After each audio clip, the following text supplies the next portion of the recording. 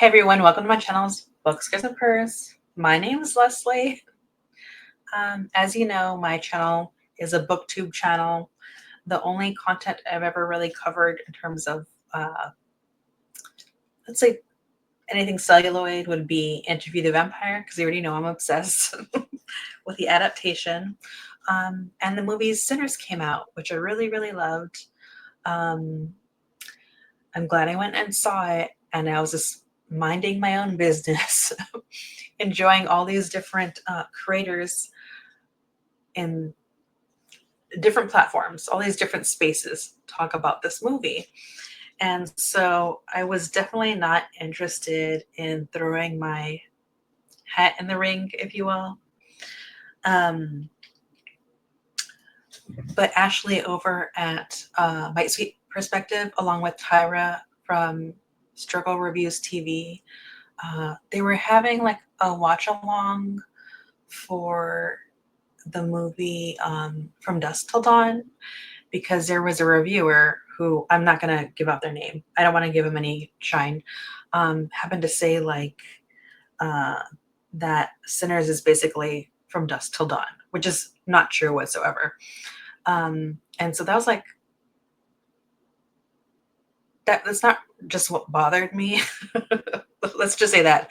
What I'm getting at is that the whole reason why I'm doing this was because I was really bothered by what this critic said. I'm not the only one. I'm so glad that I'm not on the Clock app or the Tweeter, formerly known as Tweeter app, because I don't think that would be good for my mental health. But anyways, so I always enjoy Ashley and Tyra because they always create like a community space for people to have fun together and to spend time together. But what I'm getting at was like what that reviewer said really bothered me. And so I want to talk about what was wrong with their hate bait approach for a movie. And I'm very thankful that people saw and caught on very quickly to what he was actually saying and immediately clapped back at him. Again, I try to stay out of the gossip at the tea and everything, but I think I felt like I'm trying to rush through this because I'm going to keep going in circles. Basically, I heard what they saw and it was still bothering me, and I just kept thinking about it. And so I just wanted to take the time to create maybe like a thoughtful segment about not necessarily just recommendations based on the movie, but more also in context and a response to what this person was basically saying. I'm not going to bring up everything, every little critique he brought up, because basically it was just like I really felt like it was hate bait and subjective without actually pointing out anything specific. So clearly this person just wanted attention, and I don't want to give him that. But I do have, I'm going to link it in the details, and it'll be 2 different videos of responses of people, various people clapping back at this guy. And so, I don't know, it was like the rare moment where I was glad people were clapping back at someone. So what bothered me about this person is that they're basically saying that there was no Latin representation in Sinners, which I laugh at it because it's out of frustration. What bothered me about that is that when he's saying that, what he's essentially saying is that no one possibly on the screen could be Latin American or have any and nothing. And so that's ultimately that was bothering me, because that's just not true. It shows that he knows nothing of, for instance, I'm Mexican American. I'll just use myself as an example, and I'll try to do that throughout specifically. But Latin America is vast. It's huge. Which country is he talking about? There's Brazil, there's Mexico, there's Argentina, there's Panama, there's Paraguay, there's Chile, there's Honduras, there's Nicaragua, there's Guatemala, there's Colombia, there's Bolivia, Uruguay. There's so many different countries that comprise of Latin America. So let's start with that being a problem in terms of what he was saying. And so anyways, I just decided that, much like Mr. Rogers said, if it's mentionable, it's manageable. And so let's just talk about making this like a positive response and talk about great books that the movie reminded me of. So we'll start there before I go on into some histories, because I'm going to go into that as well. All right. Fledgling by Octavia E. Butler. This is a vampiric tale, and as you know, I'm going to use an example. Interview the Vampire is my go-to example. There's a character of Claudia. So there's the exterior of a young person, but internally this person is an adult and has been around for a long time. And before I continue, I should also say this is going to be a spoiler discussion for any book I talk about and the movie. Okay, you've been warned. So in this book, there is like a young woman, but she's basically like elderly age, if I remember correctly. It's been a while since I read this. But what's so great about this vampiric tale is what Octavia A. Butler does so well is that she creates like a social commentary, talks about racial dynamics, and what Octavia Butler does so well in this book is she crafts a character that, as time goes on, we realize they were engineered to be exactly who they are, because who they are racially is an advantage for the evolution of vampires. So this is an author saying because the characters are Black, that's their superpower. And there's also like, there's more dialogue from that, but that's like the first instance I've read a book and that's come into play. So this is a bit of a dry read, but I still think it's worth reading. And I definitely think when you read it, you'll also realize that Octavia E. Butler probably meant to continue this as a series, but unfortunately the author passed away. Something else that speaks to Sinners is like how the vampires are used as a way to talk about colonialism. And that's something that Isabel Cañas does really well in Vampires of El Norte. I will say that one of the critiques people keep talking about is that it has vampires in the title. There's not a lot of vampires because the author is actually using that metaphorically to talk about colonialism. So just keep that in mind. There are vampires, but it's not as prevalent in the book as you might think. So that's just kind of like, keep that in mind basically for the bar. A big component of Sinners is like the musicality of it all, and like the power of music and the beauty of music. And there is a scene where people are dancing, music is playing, and you're getting this instance of like this music conjuring people from the past, people from the future in the present, and how it's like all tied together and an intermingling. And I also felt like that's talking about like the power of music. I thought that was really cool. And so let's have some book recommendations that really tap into that. And so I have 4 for you, okay?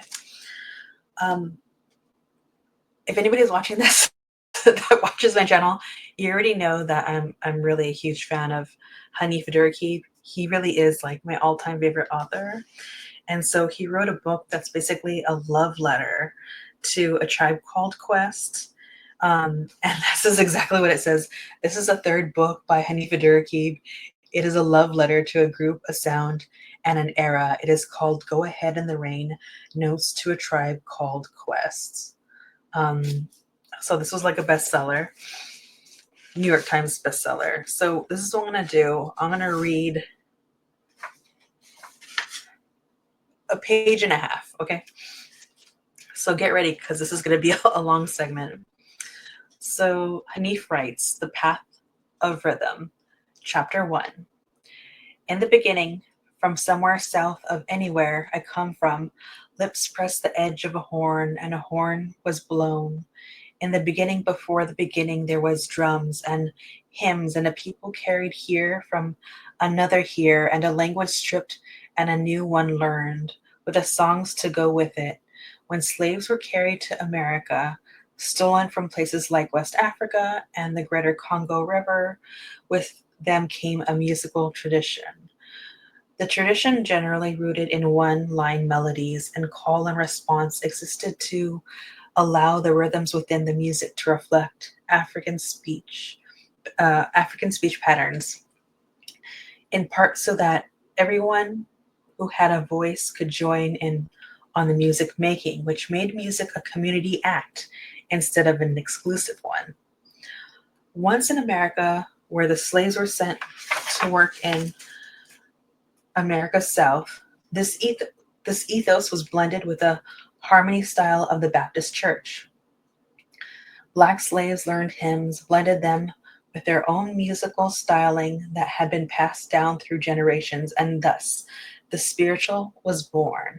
In the early 19th century, free Black musicians began picking up and playing European string instruments, particularly violin. It started as a joke to mimic European dance music during Black cakewalk dances, but even the mimicry sounded sweet, and so the children of slaves made that sweet sound that could and stole a small and precious thing after having a large and precious history stolen from them. But before this, when slaves were first brought to North America in the early 1600s, slaves from the West African coast would use drums to communicate with each other, sending rhythmic messages that could not be decoded by Europeans. In this way, slaves, whose family members were often held captive in different spaces, could still enter into distant but meaningful conversations with one another. In 1740s, the slave codes were enacted, first in South Carolina. Among other things, drums were outlawed for all slaves. Slave Code of South Carolina, Article 36 read, and ... It is absolutely necessary to the safety of this province that all due care be taken to restraining ...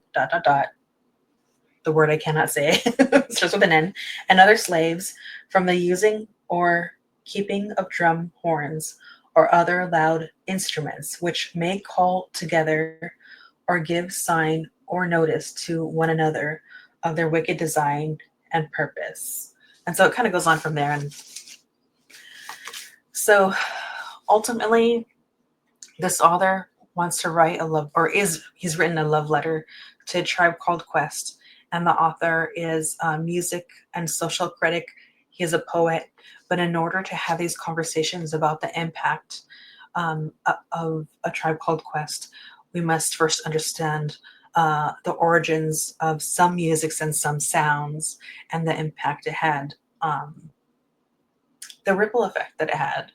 And so just like we see that visually take place in Sinners, this is something that Hanifa Durkee was tapped into. I think I read this last year or the year before. I can't remember. The same thing.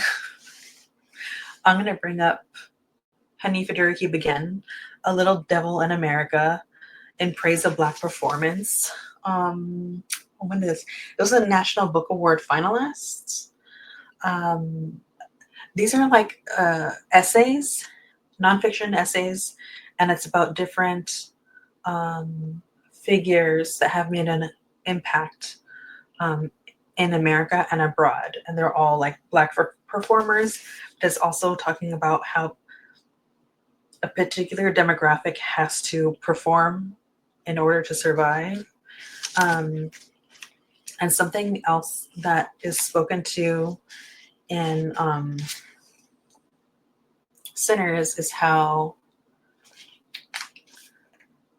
this vampiric character Remick wants to steal stories, wants to steal the music, and in doing so, in order to do that, he has to like unalive all these people. So it's really showing how there's a lack of value or care, a lack of humanity that this character, this vampire Remnick, has on for Black people, right? And so there's a little section about Josephine Baker. I should find out what the name of it is. Hold on. Here it is. The Josephine Baker Monument can never be large enough. And so I'm just going to read like from the last paragraph of that chapter. A block-long section of Josephine Baker Boulevard was removed in 2008. It was meant at the time to create some additional space for St. Louis University. The long arm of gentrification knows little of resistance. White people in Columbus walk through areas that once housed people who were displaced for the sake of an endless swirl of brick boutiques. They bemoan the fact that new people are moving to the city, insisting that the city will be ruined.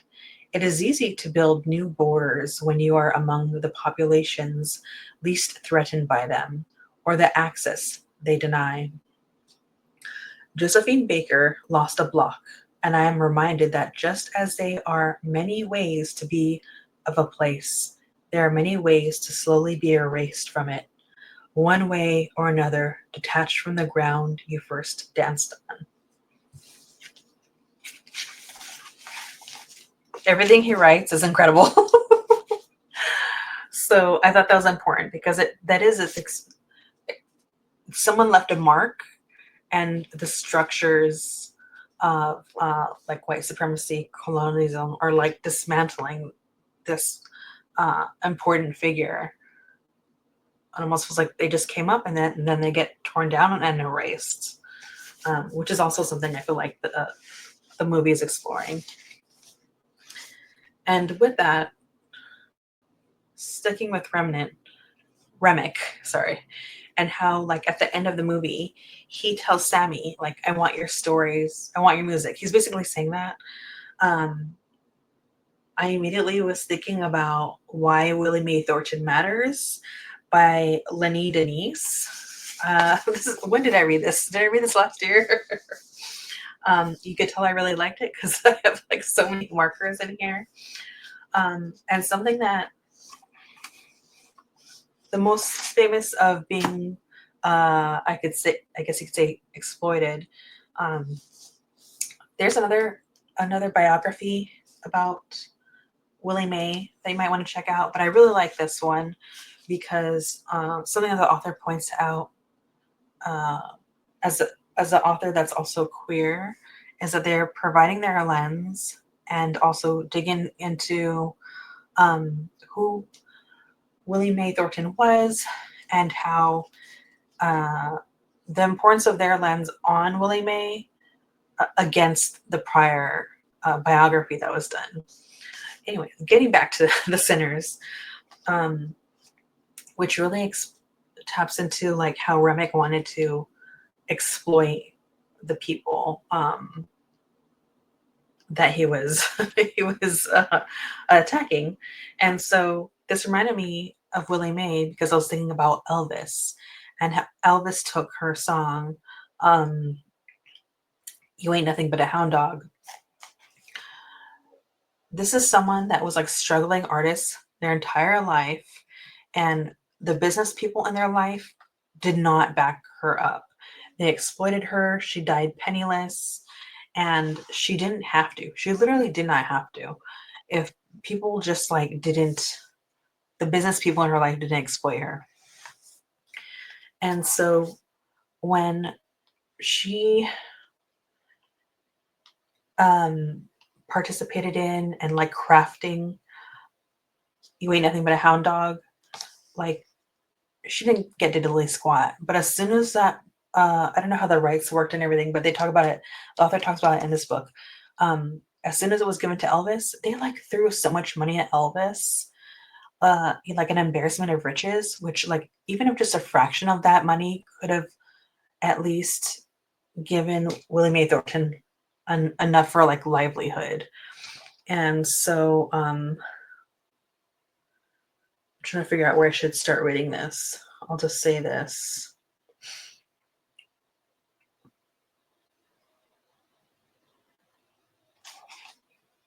I'll read from here. Gracie May is additionally frustrated by the fact that Traynor is doing much more than covering the song. He's also using her intonation, ad-libs, and moves.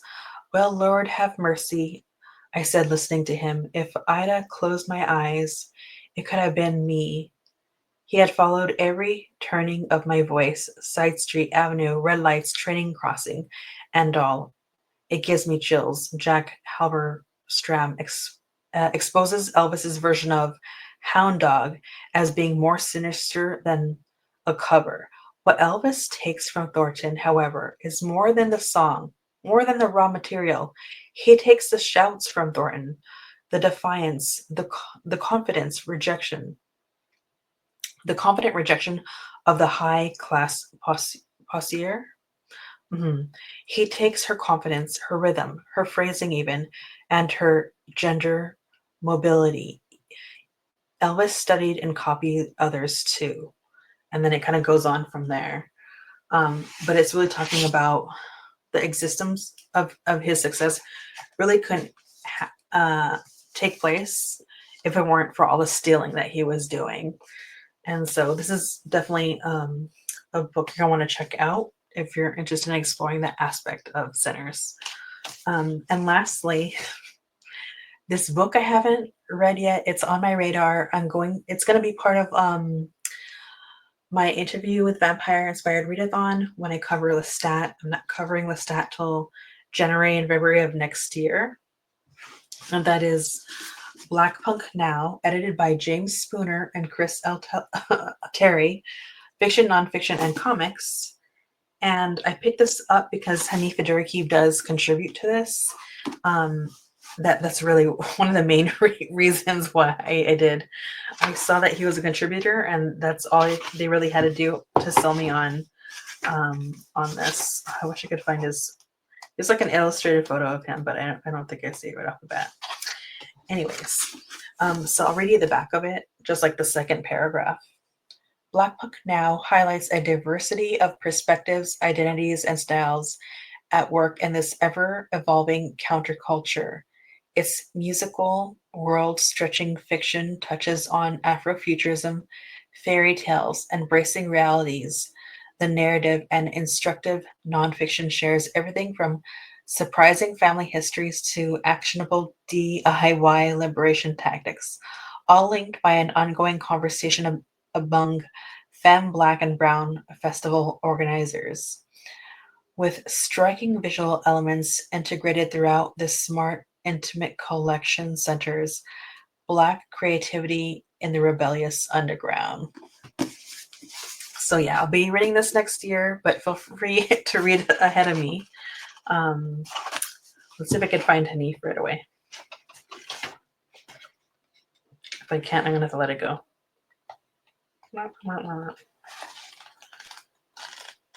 Yeah, I don't know where he's at. Anyways.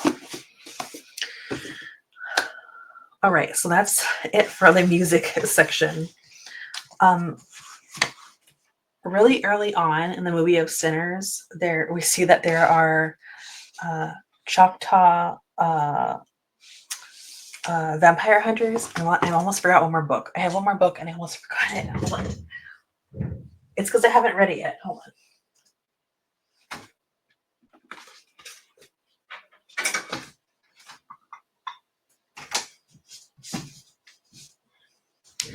Let's just excuse a mess. It didn't just happen. I'll talk about this one first because I'm going to forget. I'm reading this when I cover Claudia for my readathon, and that is The Buffalo Hunter by Stephen Graham Jones. This just came out this year in 2025, and he also wrote The Only Good Indians, which is really good if you love horror. He is a horror writer, and he pumps out so many books that one day I just want to focus on him only, but that's going to be a long time before I do that. And also, Aaron from Aaron's Library did have a readathon where they just only read Stephen Graham Jones because he has that many books. All right, let's talk about this. This chilling historical novel is set in the nascent days of the state of Montana, following a Blackfeet Indian named Goodstab as he haunts the fields of the Blackfeet Nation looking for justice. It begins when a diary written in 1912 by a Lutheran pastor is discovered within a wall in 2012. What is unveiled is a slow massacre, a nearly forgotten chain of events that goes back 217 Blackfeet dead in the snow, told in the transcribed interviews with Goodstab, who shares a narrative of his peculiar and unnaturally long life over a series of confessional visits. This is an American Indian revenge story captured in the vivid voice of the time by one of the new masters of literary horror, Stephen Graham Jones. So that's one. I can't believe I almost forgot that. There's also a book that's historical fiction, and it's All I See Is Violence. This book set me off into a little bit of a depressive spiral and an angry spiral, so proceed with caution. This book and the next one I'm about to talk about really dig into how someone's culture can be stolen and then commodified and sold back to a people, and also what does that destruction look like to a people. So I felt like that was really important to bring up because that is something that the movie Sinners is exploring. And the second book along the same lines is by Mohawk author Alicia Elliott, and Then She Fell. This is a genre-bending book. It's horror, it's fantasy, it's sci-fi, it's oh gosh, I know I'm forgetting something. This book is a lot of things. It talks about motherhood. This character, I forgot where this character is from. I don't want to mess it up. Because Elliot is writing from a different cultural perspective.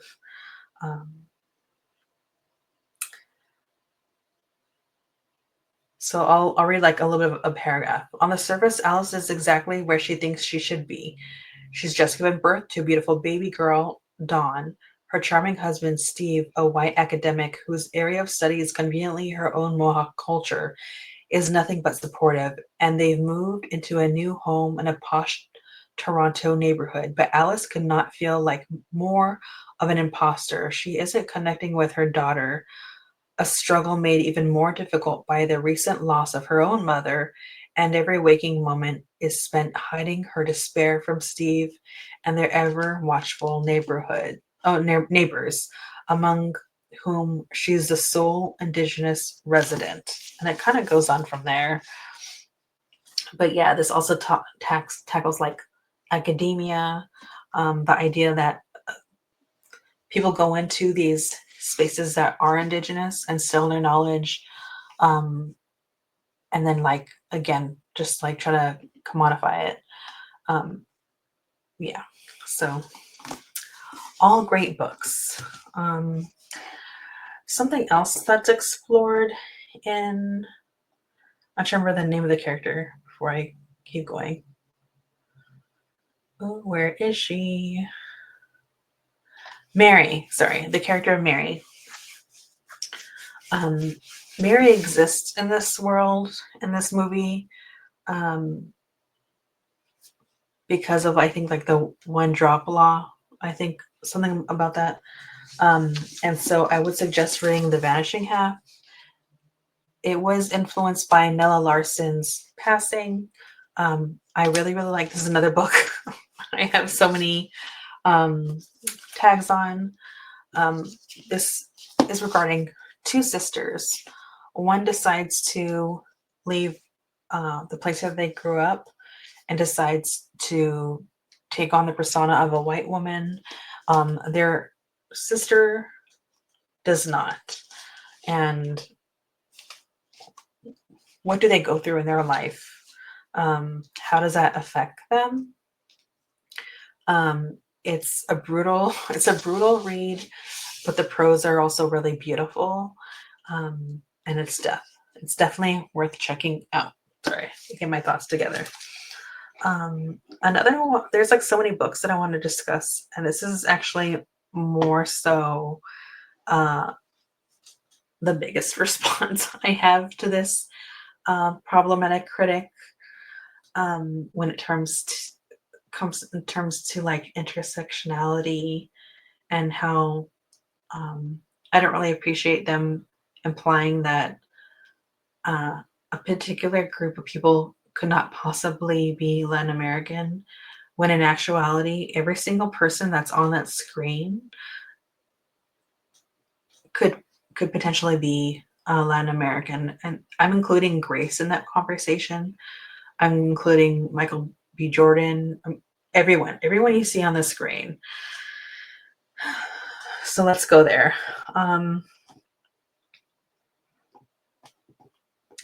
Let's talk about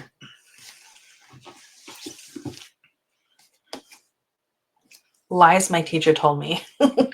I'm going to be a little bit tangential about this. What really the author is getting at is the propaganda we in the States are fed. Who is the audience for textbooks?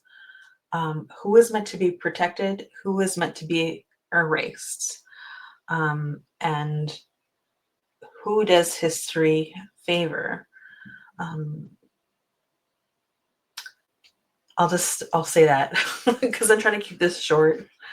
I'll just keep, let's stay there. But also I think a really important read, and also I don't think at any point in time the author really says the word propaganda, but I am, because that's basically what he's getting at when it comes to textbooks in school and what we're taught. So where do I start? I'll talk about this book, Boyle Heights, How a Los Angeles Neighborhood Became the Future of American Democracy. And when I was watching the movie, I really was thinking about this book because George Sanchez uses Boyle Heights a little bit like a mitochondria for everything else that was going on in the United States. But what happens here is like really important. And so we're really dipping into history, like what do you want to say, like pre-Hispania, pre-colonialism, and then dips into that and talks about how Boyle Heights still survives today and what it takes to survive. But the connection to the movie is he really outlines people that migrated to the States, how they did not how they were not considered white, but then over time, how they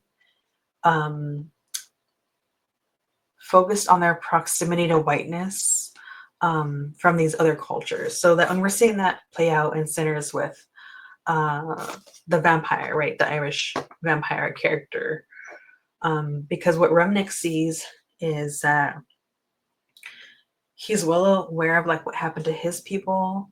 He's here in the States, and right when he opens to the door to those two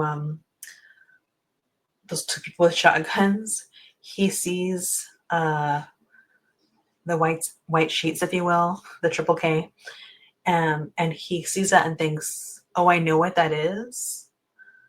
I could use this to exploit others." So there's that. And that's definitely something that is talked about in here.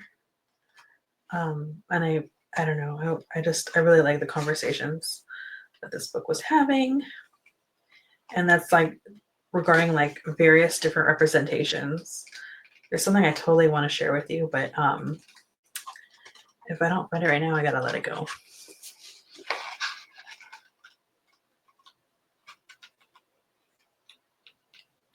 Yep, I'll let it go. But there's that. What else? All right. Now we're going to dip into probably like the most direct example I could give to this problematic critique, which is, it's an academic piece. It's kind of thick. It's Mexico's Nobody by B. Christine Arce, The Cultural Legacy of the Soldadera and Afro-Mexican Women. It talks about how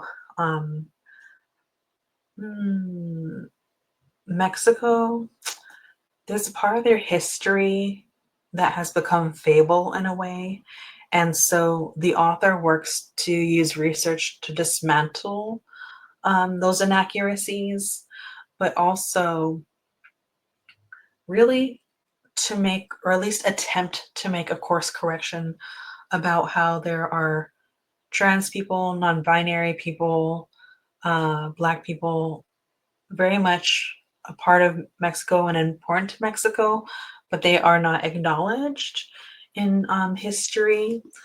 And what else? I'm trying to remember what else really stood out to me in here. And also, at least from the time I read this book, that there's a particular demographic in Mexico that want to be acknowledged, and the government like refuses to acknowledge them. It may have been changed since the time I read this book, but that's kind of where we're at. And so I'll just read you the back really quickly. It says, Mexico's Nobodies examines two key figures in Mexican history that have remained anonymous despite their proliferation in the arts. The Soldadera and the figure of the mulata. B. Christine Arce unravels a stunning paradox evident in the simultaneous erasure in official circles and ongoing fascinations in the popular imagination with a nameless people who both define and fall outside of traditional norms of national identity. The book traces the legacy of these extraordinary figures in popular histories and legends. The Inquisition, ballads such as La Adelita and La Cucaracha, iconic performers like Toña la Negra, and musical genres such as son Jarocho and Danzon. I know I'm saying that last part wrong. This study is the first of its kind to draw attention to art's crucial role in bearing witness to the rich heritage of Blacks and women in contemporary Mexico. And so, yeah, so I really like this piece. It's a lot. It's a lot, but it's worth reading. And I like that someone in a research position is bringing that to the forefront. And lastly, because I said Grace is also someone that could very much be represented anywhere in as a Latin American. And that is, this is just one book. I'm sure there's plenty more, but this is just what I have on my shelf, okay? And I'm going to be reading this in 2027. All right, here's Cambridge, Latin American Studies, Asian Slaves in Colonial Mexico, From Chinos to Indians, and it's by Tatiana Sejas. Again, I haven't read this yet. Let me see. I'll just read a little bit of the back. It says, for some 150 years, thousands of Chino slaves left the Philippines for Mexico, where they become urban servants, artisan slaves for hire, pious bitas, and ultimate free Mexican Indian vessels in the eyes of both civil and ecclesiastical. Oh, how do I say this? I haven't said this in forever. Ecclesiastical course. However, the abolition of the Filipino slave trade by the late 17th century paradoxically led to the ideological consolidation of African slavery. This is a brilliant study of the rise and fall of the forgotten trans-Pacific slave trade. Also, beyond that, ever since the beginning of colonialism, there was very specifically a Chinese population that migrated to Mexico, and that was also due to the the industrialization of, like, also, like, train building, and also people trying to get to a different part of Americas. They're trying to go north, and also I want to say, like, in Mexicali, I believe there's a large Asian Mexican population that's there. Um, oh, that pesky reviewer. And with that said, I also wanted to share something with you that I was really happy to see. This is like years ago. I couldn't find a trailer for this because I wanted to at least share the trailer with you. And I'm an old lady, so I like I like watching PBS. And so I like Finding Your Roots, but there's also Black in Latin America. This was helmed by uh, Henry Louis C. Gates, who also created Finding Your Roots. And so there's full episodes dedicated to the Black demographic within Latin America. So one episode is Mexico and Peru, another one is Brazil, another one is Cuba. Um, there's also Haiti and the Dominican Republic. Um, and so, yeah, I really enjoyed his discussions um, there. And so if that's something that you have access to or could check out, I am going to include the link to this below, just so you know. Let me see if I'm missing anything else after I went through all those books. Oh, something else I didn't mention. Because this reviewer was so like hell-bent on pointing out that we're not represented in the movie. I wrote this down, okay? I wrote this down when I went to theaters. Sinners takes place on October 16th, 1932. And something else that's mentioned, which book is it? Oh, I meant to mention in Boyle Heights is a Mexican repatriation, which refers to a period of forced and coerced removal of Mexicans and Americans from the United States during the Great Depression. And that was between 1929 and 1939. So the reason why maybe he doesn't feel like a particular demographic is not being represented is because we simply were not, we were forced out, okay? We were forced to go back to going south. And that was with whether someone was like a citizen or not. But also, again, we encompass so much vast and varying complex histories, and we all come in different complexions. And so everyone that we see on the screen, once again, can very much also be Latin in some way. So I just thought that was important to kind of remember that. With that said, did I cover everything? In my description, I'm also going to just include all these great discussions that have been happening around Sinners. I'm more interested in people encouraging great movies, books, creating dialogues, and trying to tear something down just because they think they're going to get clicks. That's just not the way to go. Also, there's two people that have YouTube channels, but also have the instant photo app. And that is Lock Booktition and Booking It with Atia.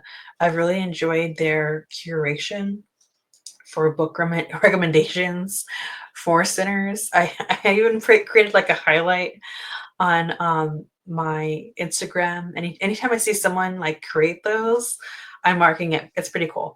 I kind of stopped because I realized a lot of people were choosing like the same books. So, and I didn't really feel like I had anything to contribute to that, nor did I think I would be doing this discussion. I'm also including two, I forgot if I said this, two of the videos of clapbacks to that person.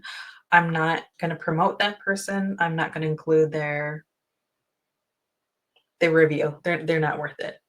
But I do think it's an important discussion. It's an important discussion at any point in time, but especially especially right now, unfortunately, in the States.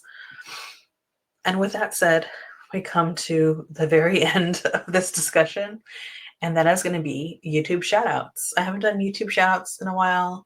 I just put out a video regarding like comic books, and I'm kind of mad at myself. I meant to do like a shout out at the end, and I just escaped my memory. So let me share my screen to check out other channels. Let's start with Mikey. Mikey Peralta has like really brought me onto so many other booktube channels. Booktube, man, I'm tired. To so many other movies. Sorry, my brain is done. Okay. And I'm loving it. Like so much horror. I'm a little bit squeamish, but because of his channel, I'm finding myself interested in way more horror than I ever have been before.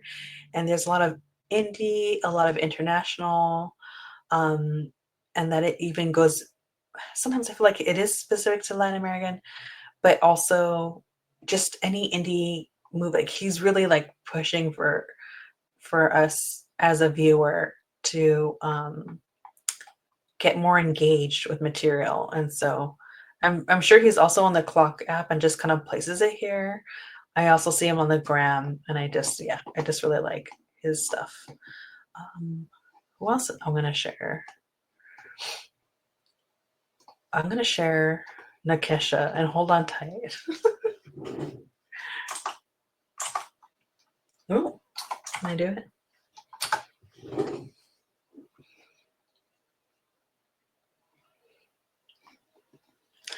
Nakesha More Reviews. Okay, Nakesha covers more of stuff that I usually don't watch, which is like soap operas, right? Like General Hospital, Beyond the Gates. I'm not watching this. I like learned about Nakesha because I was on Spoiler Kings in their chat, and they gave her a shout out. And so now sometimes Nakesha will go live, and so her chats won't necessarily be about General Hospital. She's just like chilling and creating like a community space. And so, you know me, I'm all about that. And so, and I also really enjoy lives. And like even today, I was doing my laundry and she happened to be live. So I was like just listening to them and just chatting with them, and just, it just felt nice to connect. So I really like what she's doing. And also, she's new. So please go and check out her channel. She's just like a very, very lovely person. Lastly, another creators are probably gonna get tired of me shouting out, but I love them so much. The Drunk Banthas. Okay, so my schedule's kind of crazy, but lately I've been available like on Thursdays, and I've just been enjoying them cover Apple's government cheese, but also Bill and nine yard yards, whatever. They'll be chatting and they just have me cracking up. Like they'll start talking about one show and then they'll just go off on a tangent, and before I know it, it's like hours later. So something that should take like half an hour to talk about takes like 3 hours or whatever, however long it takes. But there are just another group of people that are just a lot of fun and have me just genuinely so dang tickled, like so tickled. But yeah, so we're at the end of this. This turned into a little bit less than an hour. That's pretty good for me. If you have any other suggestions or anyone you would like to shout out, feel free to just add them in the comments and let me know what you thought about Sinners. It's definitely the kind of movie that's going to reward a multiple viewing. And so I look forward to whenever it's available to watch from home, because I already saw it once in theater. I'm glad that I did. And I saw it in IMAX, so it was really good. Anyways, everyone, lastly, I'm not going to really end this how I usually do. I would just say that If anybody ever makes you feel like you don't belong or you're not enough, or tries to put you in a box, which is really was like concerning to me about this particular critic, I'd say just remember anybody that tries to make you shrink, makes you feel less than or like you're too much, they are not for you. Push them aside, keep doing what you're doing because you're always going to be enough. All right. I'll just leave it there. I love you all. Take care of yourself. You're enough. Bye.